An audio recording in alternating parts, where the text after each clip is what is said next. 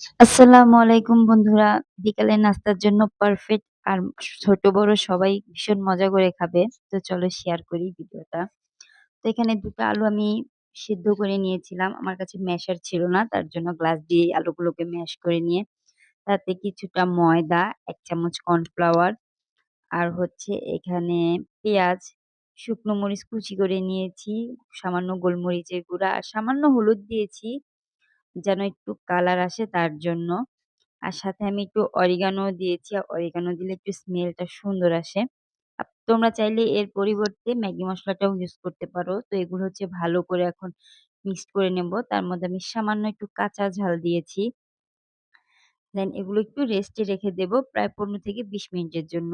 তো আরেকটা পাত্রে হচ্ছে আমি একটি ম্যাগি নিয়েছি। এটা হচ্ছে ৳১০ র একটা নুডলস।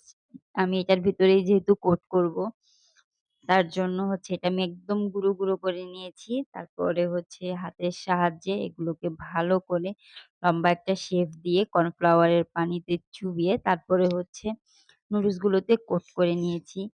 আর এগুলো এখন আমি তেলে একদম মচমচা করে ভাজবো, একদম লাল করে। তো আমি একটা করে খুব সাবধানে দিতে হবে, নাহলে ছুটে যেতে পারে। একদম লাল করে ভেজে নিয়েছি। আর দেখো কালারটা কত সুন্দর এসেছে। এই হচ্ছে আমার ফাইনাল লুক। আর এগুলো খেতে ভীষণ ভালো লাগে আর হচ্ছে প্রচন্ড ক্রিসপি। বাচ্চারা হোক আর বড়রা হোক সবাই খুব মজা করে খেতে পারবে। তো তোমাদের ভালো লাগলে তোমরা